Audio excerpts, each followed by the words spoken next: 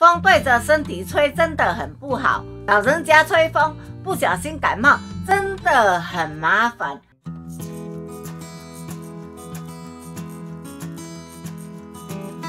欢迎订阅宝妮奶奶，给我支持哦。你好，我是宝妮奶奶。现在夏天特别热，一直待在冷气房里，冷气加上电扇不停地吹，晚上睡觉的时候吹到风会头痛，还会酷扫，影响我的睡眠。旧的电扇已经用了7、8年，有一点杂音，外壳还脱漆生锈，看起来不舒服。孩子说2、3年前在豆花店看到台湾中央牌的电扇，它的头不会左右摆动，风吹出来是360度旋转，很舒服很自然。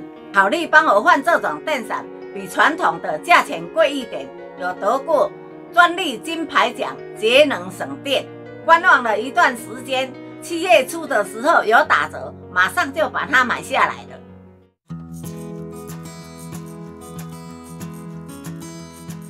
这个电扇跟传统的不一样，它的外罩是同心圆的网状，吹出来的风很自然，不会切断。还有加宽边条设计，有循环扇的效果，可以吹得更集中更远。最特别的是海沃意叶片，它的轴心会360度旋转，你看头都没有摆动，它自己在里面会旋转哦。背面是独创的内置式马达，很薄，不容易发热。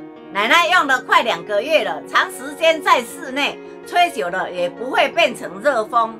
它的开关在后面，我买的这个型号有3段的风速切换，它可以调整。你看，往上吹可以加速晒衣服的时间，还可以往下吹，拖地的时候可以加速的吹干地板。它可以任意的调整角度和风速，加上它有360度的内旋叶片，可以把风送到室内的每个角落。现在升级版的有遥控器，奶奶只用微风吹，不会常常开关的，所以没有买升级版的，就看个人的需求啦。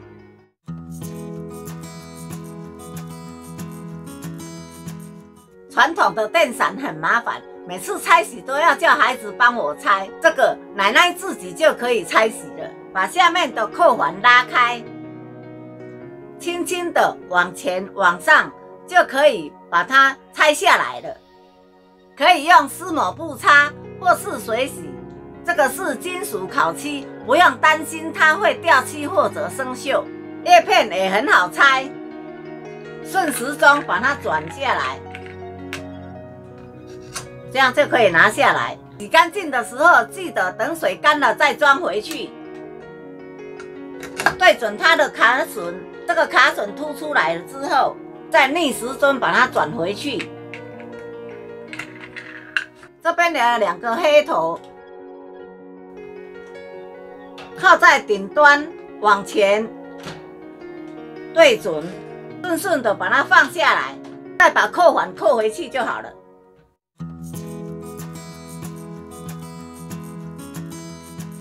电扇换了快2个月，孩子说晚上睡觉再也没有听到我酷扫的声音，他们也比较安心。风对着身体吹真的很不好，换一个好的电扇，不只能提升睡眠品质，而且能让冷气房空气流通，人也比较舒服。老人家吹风不小心感冒真的很麻烦，可以考虑帮长辈换电扇了，让他们舒服一点。我都想把家里的电扇都换掉，可以在打折的时候一支一支的换掉。希望夏天大家都过得凉爽舒适。